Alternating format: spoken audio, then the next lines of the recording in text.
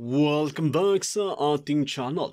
Naging mainit nga no sa pindi umano sa mundo ng social media. Tila nagkakagulo na nga sa bansang Pilipinas dahil nga di umano sa ginagawa ni Kuting ng Norte na ito.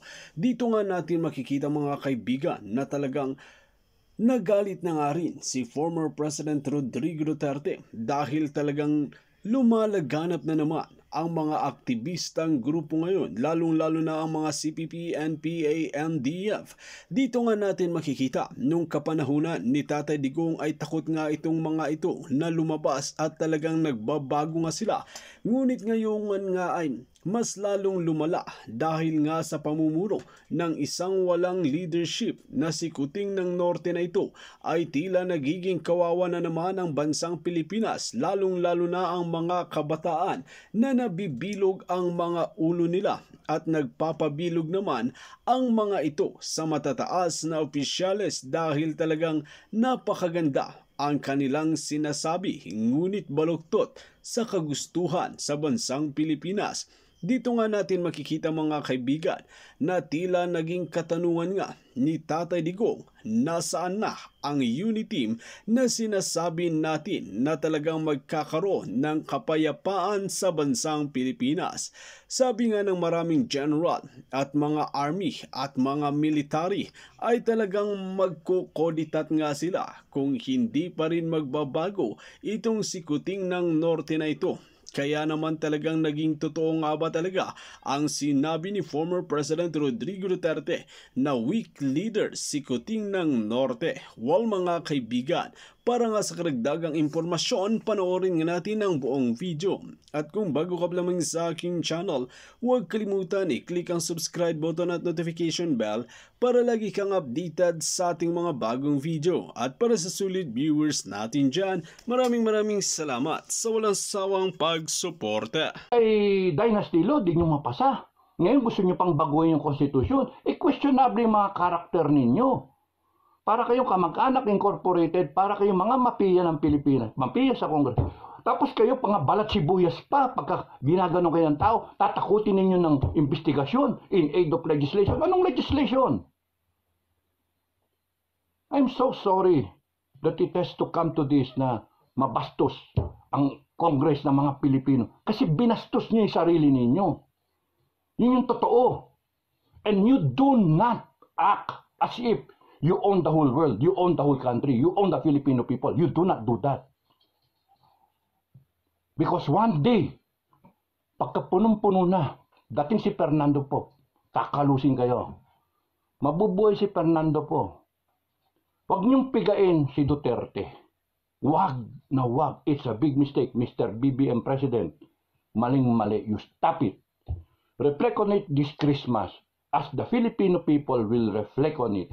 Armed Forces of the Philippines will reflect on it. Kasi, tao rin yan. Ha? Ako, ano tingin niyo sa akin? Unggoy. Tao ako. Dati akong sundalo. Retired. Maraming susunod sa akin. Kung gugustuhin ko. Ang daming nagsasabi sa akin mag-revolutionary government. Maraming nagsasabi na maghunta. Pinipig. Wag. Panoorin lang natin. Hayaan nyo lang. Wag. Wag na muna. Bigyan nyo ng pagkakataon yung gobyerno na mahimasmasan. Because hindi dapat itong na pumasok ng gulo. Kaya Philippine government, BBM, your role as the president, you stand up. Binoto ka ng tao, 31 million. 31.6. Wag mayabang kasi yung boto mo nanggaling din sa suporta ng Sara Duterte. If I were you, I will protect Sara Duterte. I will protect Digong Duterte.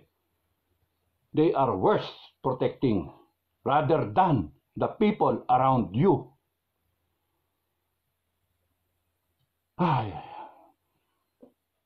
BBM, tell everyone to stop. Stop badgering Duterte.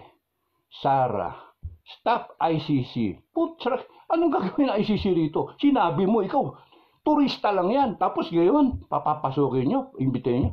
Sinungaling ka.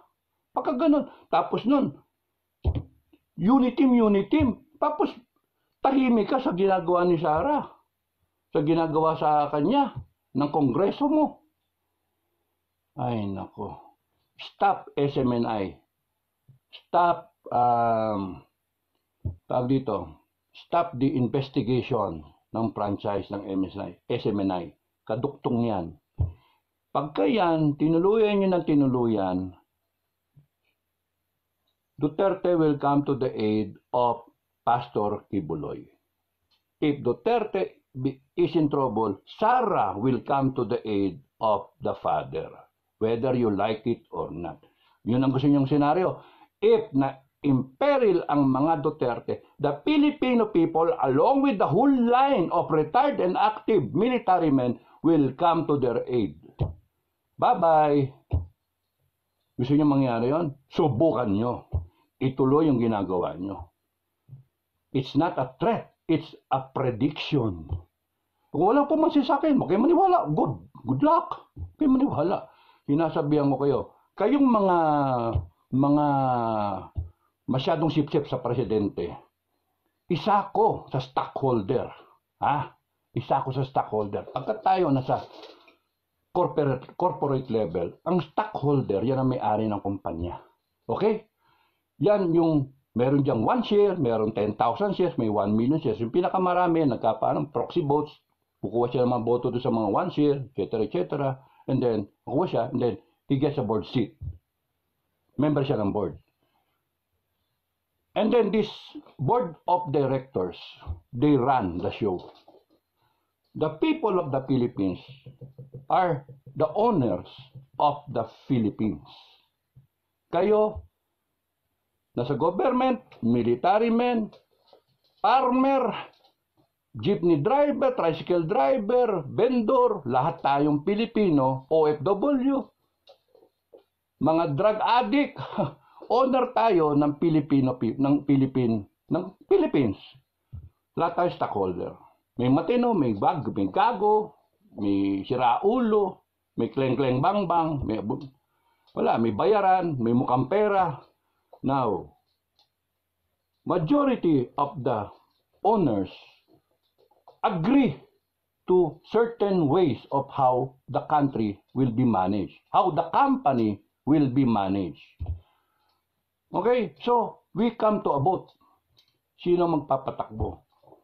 The people of the Philippines agree na ang presidente ang magpapatakbo. Okay? Anong ginagawa ng board?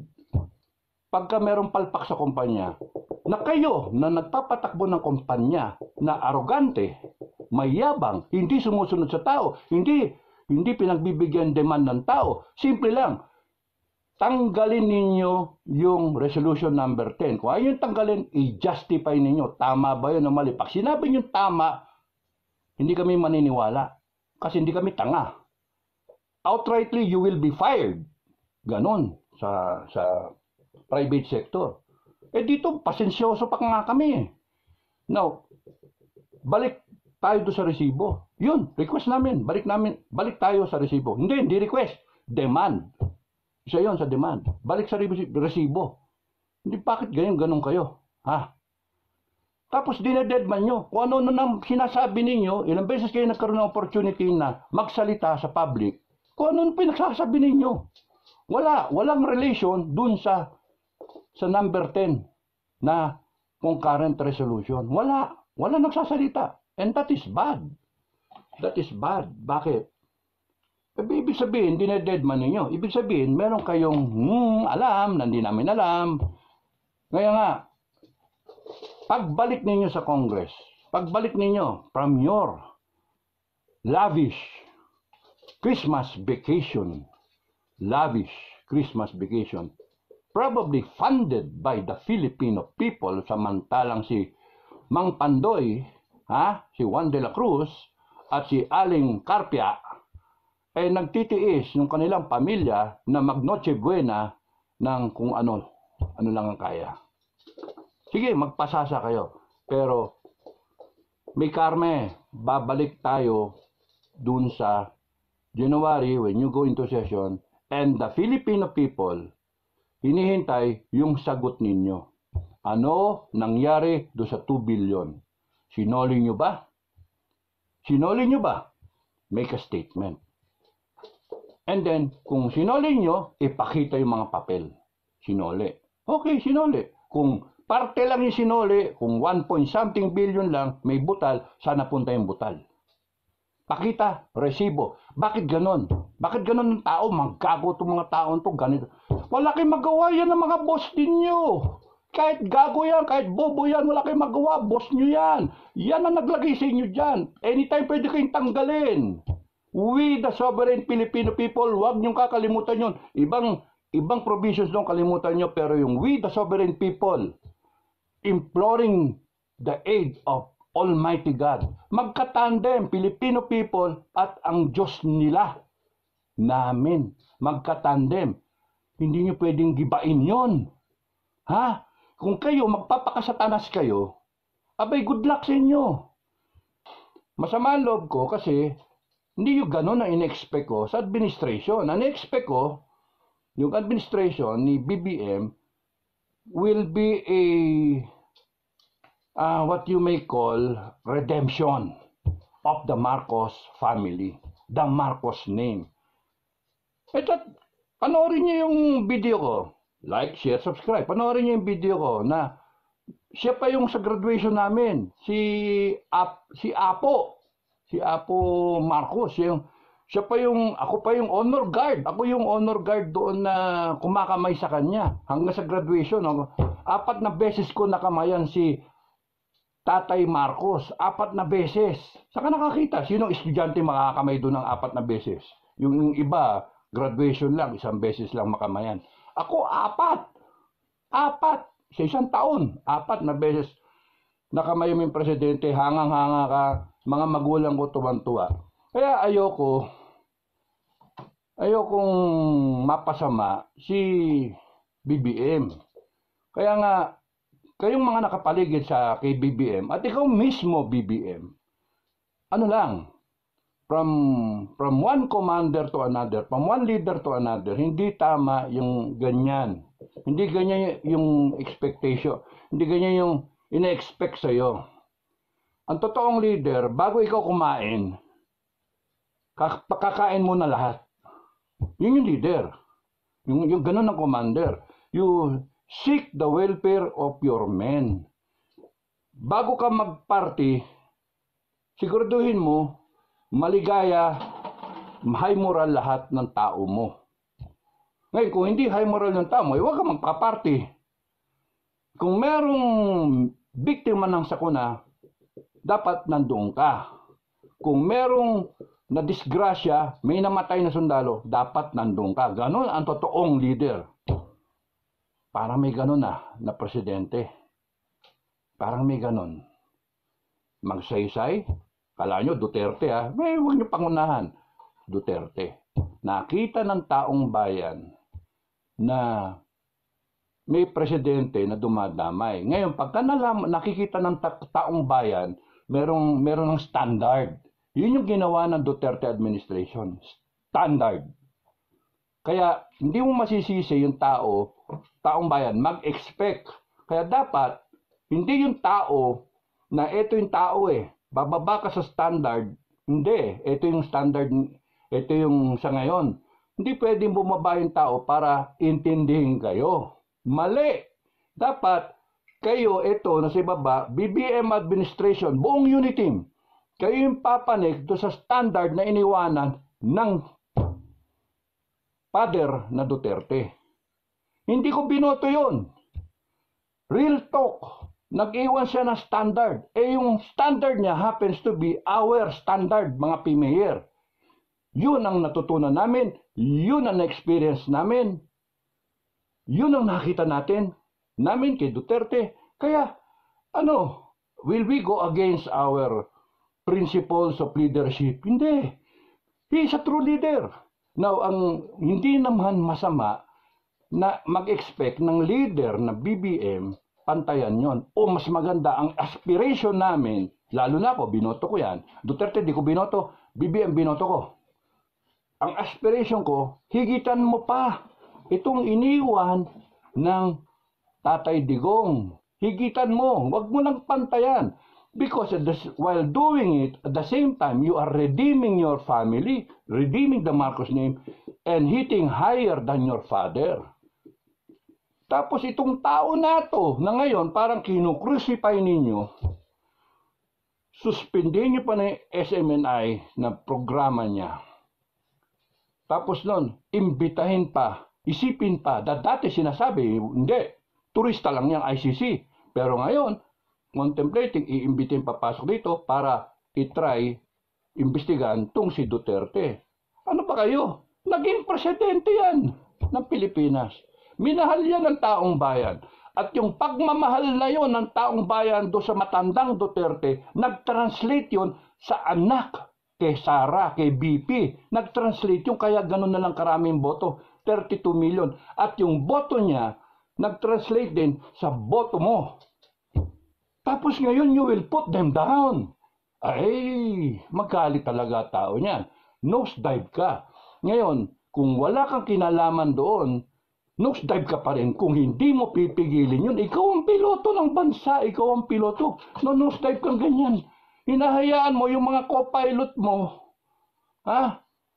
Or baka si First Lady, siya pa, pinahawak mo na madubela. Nakaw, walang, bawal yun. Hindi siya yung may lisensyang pagkapiloto. Babagsak aeroplano. Lahat kami babagsak. Pag ako nakasakay sa ano natin, sa airlines. Ayan, Cebu Pacific ba yan? O ano, Philippine Airlines. Pag ako nakasakay dyan, pag dunga ko ngayon, nakita ko, nagmamaneho. Hindi rated na piloto. Hindi naman siya binoto ng taong bayan. Hindi naman si pinsan mong Romualdez. Hindi naman sino yan? Tambalolong ang tawag. Oh. Ay, nako. Babagsak aeroplano. You have to stand up to stop all of this. Baka mamaya maunahan ka ni Pastor Kibuloy. Stop! Tapos administration mo. Tapos, pag sinabi ni Pastor Kibuloy, stop! Stop ka talaga. Kaya you shouldn't allow your loyal people na sip-sip boto, no? Kakasip-sip nila, kakapalakas, or meron silang sariling agenda, you shouldn't allow them to bring down the Dutertes. Because it is you who should tell them na tigil nyo yan and say in public, I am with the Dutertes. And ganon, diba? Pero that's only halfway. Or not even halfway, because ang daming nangyari within 1.5 years. Okay? So, you're really on a downturn. Yun yung problem. You have lost so much political capital, and it will show sa mga susunod na survey. Yun yung problema nyo. Hindi nyo. Tapos ang babanat ngayon, ang PEG, destabilization plot. Nakaw! Palpak na naman yun. Kasi pagka nagsabi kayo ng destabilization plot, now I know by now yung mga intelligence agencies natin, mga intelligence personnel natin, ang tasking sa kanila ngayon, imbestigahan na itong mga to. Tignan na to, sila Digong, sila BP Sara, o kung sino pa yung mga itong mga vlogger, itong mga PMayor. Kung ano yung mga pinaplano. Let me be the one to tell you, as far as I know. Walang pinaplano. Kung ako, magpaplano ako sarili. Ba't ako makikipagplano, ang dami-daming ko kakausapin, hindi mahuli ako. Ako lang, sarili ko lang, and then, titignan ko lang. Okay, so, let me share to you yung experience namin. Kasi yung ibang vlogger wala namang experience. Ang tingin ko dyan sa mga vlogger na may experience ng actual is, sino pa ba nagbablog dyan? Si Maki. General's opinion. Si General's opinion. Ako, General Welfare. General Patronage. Okay? Si General Macanas. 1980s yan na breed, na opisyal. So, kabit yan sa mga Class 84, Yun yung ano. So, kung pwede pumirma yan, pipirma yan. Tsaka isa pa, nga pala, balikan ko na yan. Yung pirma, wala pa doon ang mga sundalo. Doon kayo matakot. Maraming sundalo ang nagsasabi sa susunod, sila ang pipirma. May man nag-request pa sa akin Sir, gawa ka ng manifesto para sa amin. Okay. kasi English yun. Pati, misin, ba't may pipilit natin mga body, no? Mga kabagang. Ba't kaya? Tagalogin nyo. Tagalogin, kung ano sa puso, yun na ilagay. Walang grade yung manifesto. Walang grade. Kung ano yung nasa isipin nyo, it's a freedom of expression. No? Huwag kayong matatakot. Bakit? Meron na bang nasa konstitusyon na pag gumawa ka ng manifesto, kulong ka? Hindi. Meron pa kayong right na litisin. Hindi kayo pwede basta-basta kulong. Ngayon, huwag kayong magpapatakot.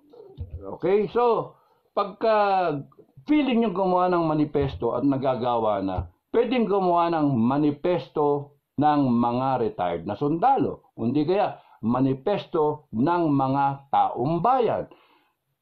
Yung social media napaka-powerful para malaman agad ng gobyerno kung ano yung pakiramdam ng bawat tao. Dati kinakailangan pa mag-survey. Hindi. Ito, one night, one day. Max ng 5 days. Alam mo na kung ano sentimiento ng mga tao. May like, may inis na inis, may heart, ganon. So, wag niyong paubutin, Mr. President and Congress, no? Special mention ng Congress Senate Congress. Up to now, if you will continue to not to answer the request, not even request demand, nasa demand na tayo Hindi niyo ba nakita yung ganong kadelikado yung sitwasyon? Ang bobopol. Pag sasabihin niyo destabilization plot, alam niyo ba kung sino nagde-destabilize ng government? In Congress of the Republic of the Philippines is the cause of the destabilization. Kayo yung pumipitik na gano'n Pitikin niyo si Duterte, pitikin niyo yung sila Badoy, sila Celis, and now SMNI. Tapos doon, may tsa-tsa pa kayong pinagsasabi. Kaya yung cause ng destabilization. Tapos, ang pinakamalaki dyan is yung ayaw ninyong pansinin yung request ng taong bayan. In fact, nagdedemand ng taong bayan na yung resolution number 10, sagutin ninyo. Huwag din taong bayan. Ako na mismo ang nagdedemand sa inyo. Pwede ba bago kayo magsalita ng tsa-tsa, wala kayong kredibilidad? Wala kayong kredibilidad. Nada. Zero. Yung nangyari, nada. Zero. Kahit anong sabihin yung maganda para sa bayan, ang reception ng tao, inis. Plastic. Sorry, yun yung dating Harapin niyo yung katotohanan. Zero. Plastic kayo. Kasi, magsasabi kayo ng ganyan, eto may mga budget. Dinagdagan niyo pa yung budget niyo. Ilang bilyon yun. Unprogrammed. Ano yung 450? Ano yun? Para bang kayo may pera. Para kayo may factory ng pera. Taong bayan yung nagpapakahirap para makuha yung pera na yan para magkaroon ng ganong pera. Ang interest ng taong bayan, gaya sinabi ko sa mga nakaraan na vlog, tandaan niyo yung konstitusyon.